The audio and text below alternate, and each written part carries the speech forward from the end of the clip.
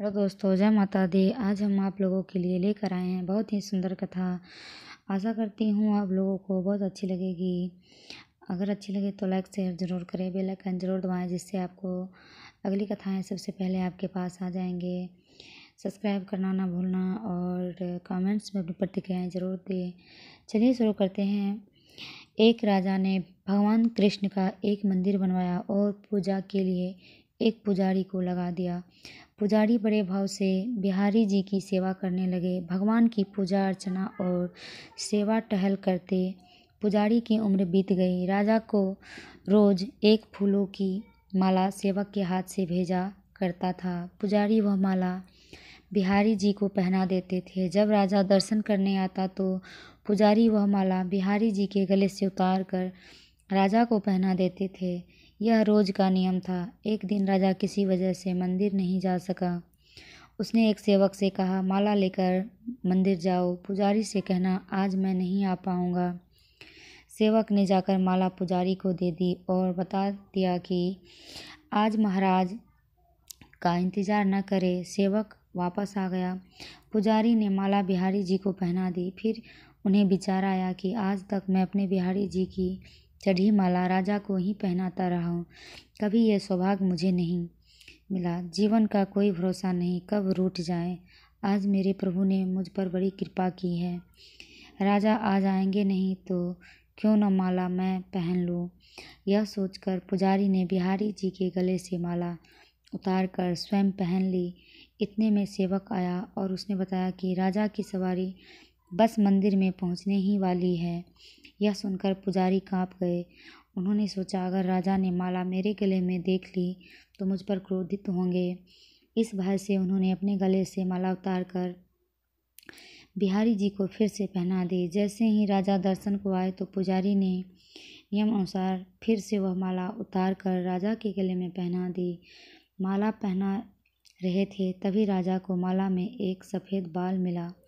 राजा को सारा माजरा समझ गया कि पुजारी ने माला स्वयं पहन ली थी और फिर निकाल कर वापस डाल दी होगी। पुजारी ऐसा छल करता है, यह सोचकर राजा को बहुत गुस्सा आया।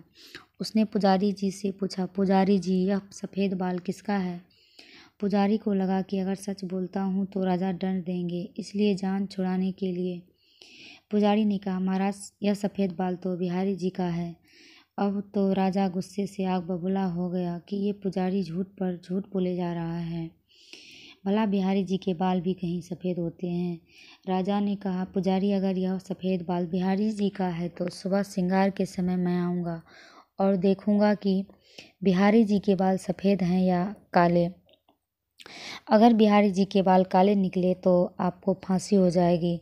राजा हुक्म सुनाकर चला गया। अब पुजारी रोकर बिहारी जी से विनती करने लगे, हे प्रभु, मैं जानता हूँ आपको सम्मुख मैंने झूठ बोलने का अपराध किया है। अपने गले में डाली माला पुनः आपको पहना दी। आपकी सेवा करते वृद्ध हो गई। वह लालसा ही रही कि कभी आपको चढ़ाई माला पहनने का सौभाग्य मिले। इसी लोभ में मैं यह सब अपराध हुआ। मेरे ठाकुर जी, पहली बार यह लोभ हुआ और ऐसी विपत्ति आ पड़ी है मेरे नाथ। अब नहीं होगा ऐसा अपराध। अब आप ही बचाइए, नहीं तो कल सुबह मुझे फांसी पर चढ़ा दिया जाएगा। पुजारी सारी रात रोते रहे। सुबह होते ही राजा मंदिर में आ गया। उसने कहा कि आज प्रभु का श्रृंगार वह स्वयं करेगा। इतना कहकर राजा ने जैसे ही मुकुट हटाया तो हैरान रह गया। बिहारी जी के सारे बाल सफ़ेद थे। राजा को लगा पुजारी ने जान बचाने के लिए बिहारी जी के बाल रंग दिए होंगे। गुस्से से तमतमाते हुए उसने बाल की जांच करनी चाही, बाल असली है या नकली। अब समझने के लिए उसने जैसे ही बिहारी जी के बाल तोड़े, बिहारी जी के सिर से खून की धारा बहने लगी। राजा ने प्रभु के चरण पकड़ लिए और क्षमा मांगने लगा। बिहारी जी की मूर्ति से आवाज़ आई, राजा तूने आज तक मुझे केवल मूर्ति ही समझा, इसलिए आज मैं तुम्हारे लिए मूर्ति ही हूँ। पुजारी जी मुझे साक्षात भगवान समझते हैं। उनकी श्रद्धा की लाज रखने के लिए आज मुझे अपने बाल सफ़ेद करने पड़े।